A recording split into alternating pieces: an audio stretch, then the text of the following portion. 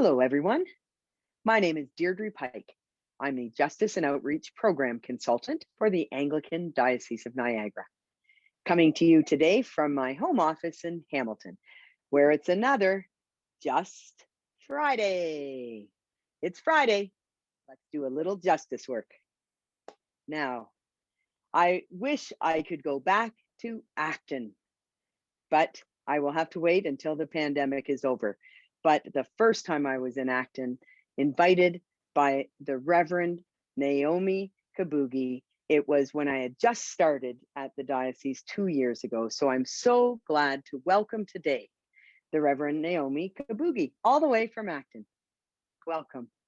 Thank you, Deirdre, for inviting me to do this.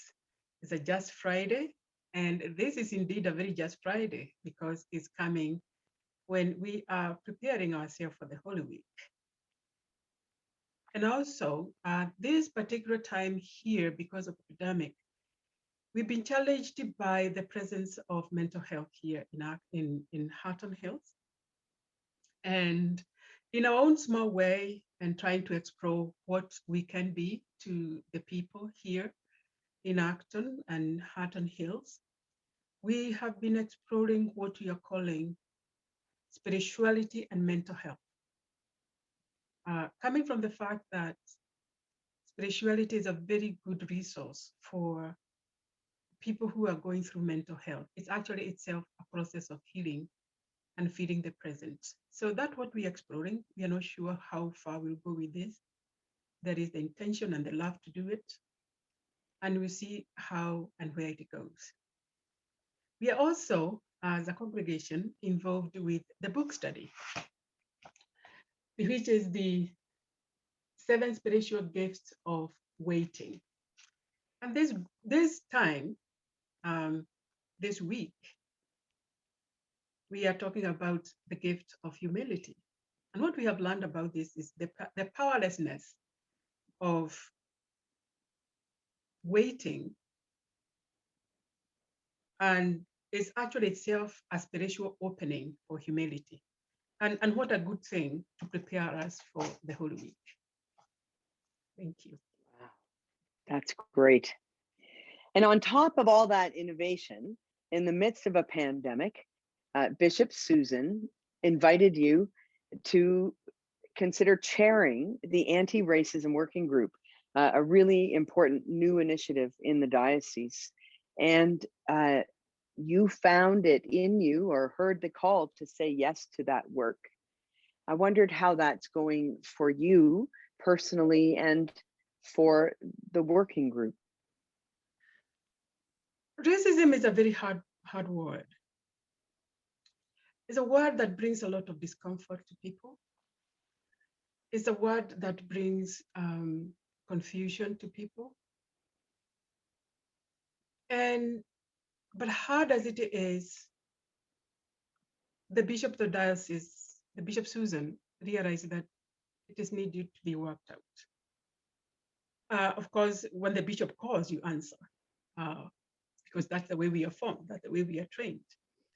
But I don't think that is so much the way with this bishop, because Bishop Susan is one person who really is very careful to know when I'm calling on someone, is someone I've seen their heart is there.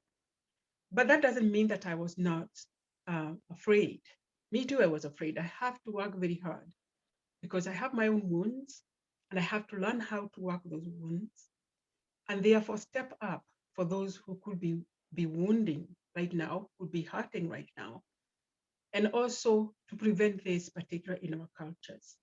So I came with it with difficulties, but I have felt like any other person in this committee, we have come a very long way. Our group is composed of many, many people, different people from all corners of the diocese. And we are such a diverse group. And we love working together. The work is so hard, but we still have work with it. Thank you so much for asking this difficult question. Oh, thank you for your answers. You know, I think that really helps people place that work in exactly the context that we've I'm on that committee with you, just so people know I'm part of that working group, and your description of it is powerful and true. Let me just say that. Often people are asking, how can I help? And so I hear you saying that there's some waiting and patience to be done in some ways for people in parishes that are wanting to be involved in this work. There'll be more coming from this committee, this working group, I presume.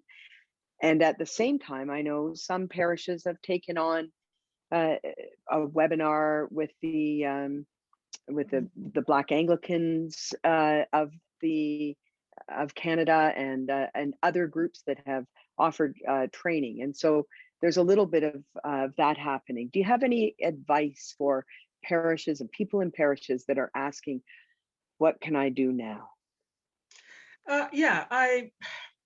And thank you for that question, because anti-racism involves the human body. I mean, other things are projects. This is not a project. This is a relationship working group. So the very first place to start is actually working our own relationship. Like I've said with our own group, we have to rework our relationships. There is something else that have emerged out of our group that I would like to offer as a way of helping others, individual person, or maybe a parish, is that we're not here to shame anybody. This is not about shaming anybody, because shame doesn't work. And the other thing I want to offer is, this is not about making other people feel guilty of the past, because that too is not going to help us.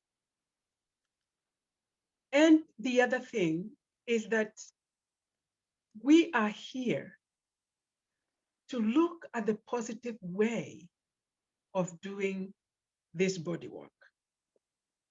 And remember, it's body work because when you come into a parish, when you're in your parish hall, when you are in the church pew, wherever you are, it is your body that you are bringing there.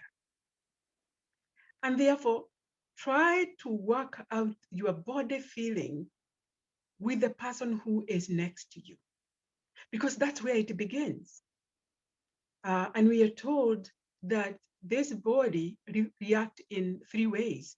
It either run away, it either engage, or it get frozen. Freezing and running away had already been done. And this is the time of talking, creating relationship. But I also say another thing. When it feels like you cannot do it, or where to begin, you've already begun. And probably that is the most important part to do. That's the most important part to begin. And then you can bring a conversation. And I'm not trying to say, so go get anybody else to bring them in conversation. No. It's not that, oh, here is another person of this, then we can create a relationship. No, it's just when you are together. Allow your body to work out even without words. Take care of your body. And eventually, even if you don't talk, that's going to work as well. Because this is what we are learning with one another.